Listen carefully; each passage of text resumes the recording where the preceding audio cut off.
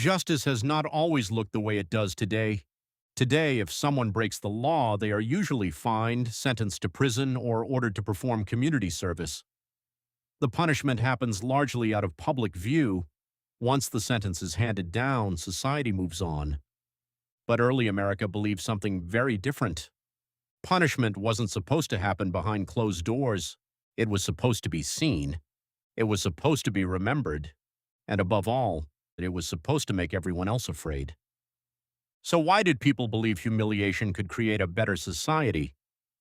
To answer that question, we need to step into a world where reputation mattered more than privacy, where your neighbors knew every detail of your life, and where public opinion could shape your future more than any written law. Let's begin with perhaps the most famous and one of the most disturbing: tar and feathering. If you've ever seen movies about the American Revolution, you've probably come across the image. A man covered from head to toe in black tar, feathers stuck to every part of his body, being dragged through the streets while a cheering crowd laughs and points. It almost looks absurd, like something from a dark comedy. The reality, however, was far more painful. Despite popular belief, victims usually weren't covered in boiling tar. That would have killed them almost instantly. Instead, mobs often used heated pine tar, still hot enough to burn skin, blister flesh, and cling painfully to the body. Once the sticky tar covered the victim, bags of feathers were dumped over them. The feathers stuck instantly. Within minutes, the person barely looked human. But surprisingly, the tar and feathers were never the real point. The humiliation was. The victim was then forced to walk through town or was carried on a cart, while neighbors shouted insults, threw objects, laughed, and celebrated the spectacle. Every familiar face became another witness to their disgrace. Unlike many colonial punishments, tar and feathering was usually not ordered by a court. It was something even more dangerous: mob justice. Groups of ordinary citizens decided that someone deserved punishment and simply carried it out themselves. During the American Revolution, loyalists, people who remained loyal to the British Crown, were frequent victims. To angry patriots, tar and feathering became a warning to anyone who supported British rule. But this raises an uncomfortable question: how can ordinary people become willing to torture another human being? Psychologists have spent decades studying this very question. One explanation is something called de-individuation. When people become part of a large crowd, they often feel less personally responsible for their actions. Individual morality begins to fade, replaced by the emotions of the group. The crowd becomes its own identity. People cheer because others are cheering. They throw objects because everyone else is throwing them. Acts that might feel unimaginable alone suddenly seem acceptable together. The drunkard's cloak. Not every punishment in colonial America involved pain. Some relied on something people feared even more: ridicule. One of the strangest examples was the drunkard's cloak, sometimes called the drunkard's barrel. The punishment was exactly what it sounds like. A person convicted of public drunkenness could be forced to wear a large wooden barrel or a heavy wooden frame resembling one, with holes cut out for the head and arms. Once inside, they were made to walk through the streets while everyone watched. Unlike prison, where a sentence ends when someone is released, the drunkard's cloak aimed to make the punishment follow the person long after the walk was over. People would remember. They would associate that face with shame. Colonial leaders believed embarrassment could succeed where fines or beatings failed. If someone experienced enough public humiliation, surely they would never drink excessively again. It sounds reasonable on paper. But modern psychology tells a different story. Shame and guilt are often confused, but they're not the same thing. Guilt says, "I made a bad decision."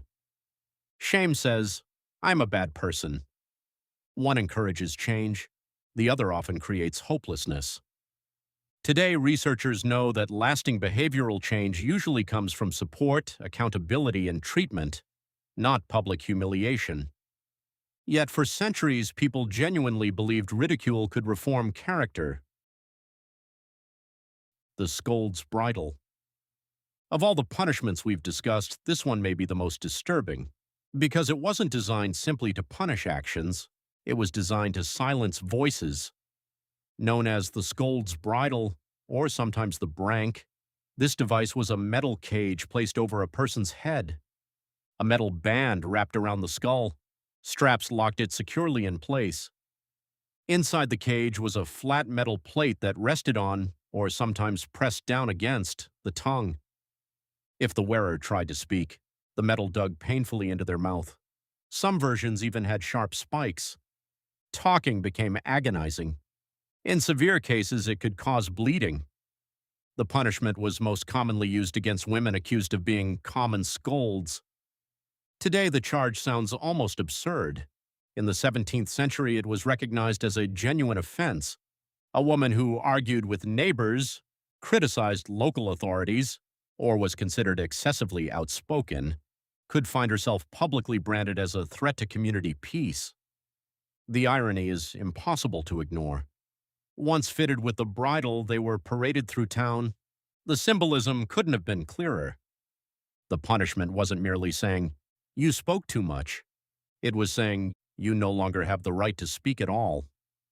The Scold's Bridle reveals something important about every society. Laws don't simply protect people, they also reflect what a culture fears.